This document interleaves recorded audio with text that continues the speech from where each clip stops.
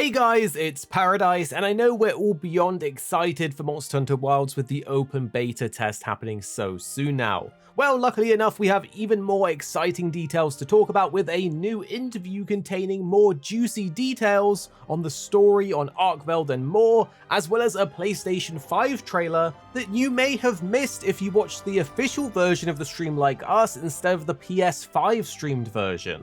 So let's get into it, and drop a like below if your body is ready for that new open beta test. Before we get into it though, I just wanted to do a quick PSA. As the open beta test will be launching in just a couple days, we will be putting out some primers that will help you get up to speed and give you some tips and tricks on the weapons with things we've learnt, but remember they're still subject to change as it's a demo, so full guides will be coming later on, as there may be extra additions in the full game, or balance changes might happen, or things may get discovered. Remember back to the Rise demos where the longsword and hunting horn got a variety of buffs and nerfs, so in the demo a lot of things can change, so we're gonna have primers for you, but full guides will come at full launch. But let's get back to it with the PS5 features trailer that we actually missed as we watched the official version of the showcase.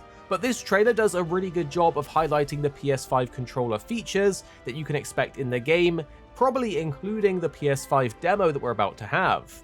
But even more importantly than the controller features is the new clips within the trailer that I don't think I've seen all of them before, including some first appearances of some weapon variants. There's some nice panning shots of the Scarlet Forest, a Ray Dow flying overhead, what looks like the full map of the Wildspire Wastes, which is pretty cool to see and gives us an idea of its total size, as the demo before was incomplete. I also noticed the name of these endemic life healing bugs is interestingly called Vigor Mantle bugs. We do know mantles are in the game, but only the Ghillie Mantle is confirmed so far.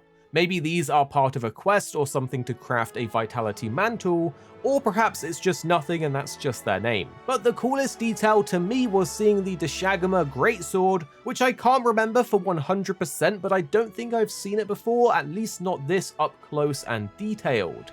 It looks really meaty, with a cool pattern on the blade, and it seems to be a mixture of spikes, bone, and Deshagama fur. We also get to see the Chattacabra heavy bowgun, which is another nice weapon to check out with all those little spikes on it. The trailer emphasized the haptic feedback, the sounds from the controller, the Tempest 3D audio support, adaptive triggers, and all that stuff. But again, for me, it was the gameplay that was the highlight. And next we have some awesome interview answers from the main man himself, Ryozo, the producer of the game, thanks to Gamer Braves for doing a really good interview.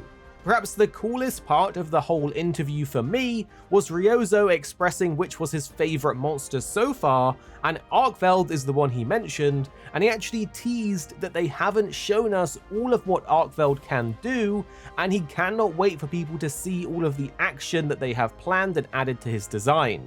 He further hinted that Arekkz can interact with the environment, and said we should wait for more info to be revealed. There's no doubt Arekkz is already looking super cool, and we've likely only seen the tip of the iceberg for what it will be like to hunt it. Another interesting point in the interview was Ryozo talking about the focus of the game, and he expressed that the past games were mostly just about the hunter versus the monster aspect. Meanwhile, for Wilds, the civilizations, the villagers, and the people are a bigger focus, and it's more of a blend of these factors with the ecosystem playing a larger role. This makes sense given that Wilds has a bigger focus on the story and characters, and that's to help it appeal to more gamers. But any veteran player knows that the gameplay and the hunting is where it's truly at for Monster Hunter, but imagine if it has a banger story on top. Having already played it at Gamescom, and we're all going to play it soon, you're going to see that the hunting is still top notch, so hopefully the story is like the cherry on top.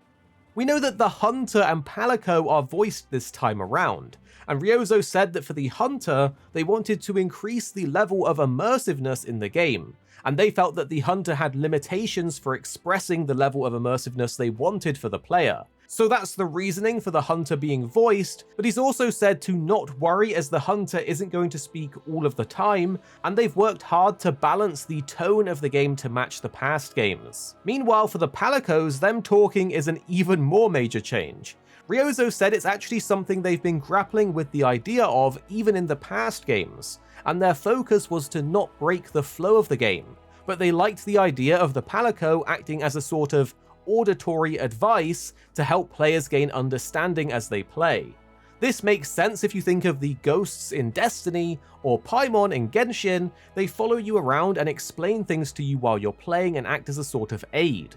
So they want the palico to help you out with audio cues while hunting, and that's more or less the reason why they gave it a voice and VO. But of course, if you don't like that, you can always change it back to cat noises in the settings, but he did say it's been received well in their playtesting and from the dev team, including all of the cute interactions you can have with the palico. Now, one major question that was asked was about the two-weapon system. Ryozo explained the idea this time around was to give players more freedom to use the weapons. So having the option to change your weapon out while in a hunt was a no-brainer, as you can now seamlessly hunt and stay out in the field. They didn't want you to go back to gear up between missions because now it's a seamless game, whereas in the old games you would have to go back anyway, so it was easy to change gear that way. Basically, the freedom of the gameplay loop was the most important factor, and Ryozo still joked that he's still going to take two hammers out to hunt himself anyway. Ultimately, it was all about player choice and freedom, and it seems like they even toyed with the idea of having all 14 weapons accessible, but that ended up being just too unrealistic for them, so they kept it to just 2. But it seems like they kind of toyed with the idea of having access to all 14 weapons while out in the field, which obviously didn't make it very far, but it would have been nuts. And then we had some insight into how the team decides on which monsters actually make it into the game. Ryozo explained that a big factor for them is the popularity of the monster themselves, which is really interesting that they take that into account. But he did say it ultimately comes down to whether or not the monster fits into the concept of the game, the environment, and what they want to express. So they won't just bring back monsters just for the fun of it. And honestly, that does make a lot of sense. They need to have some kind of in-keeping theme with both the environment, the story, and the remaining roster of monsters. So it was a very interesting one, and there's definitely some good insights there. But what do you think about all of these details? Tell us below, and stay subscribed because we're going to have way more Monster Hunter and videos on your favorite games coming very, very soon.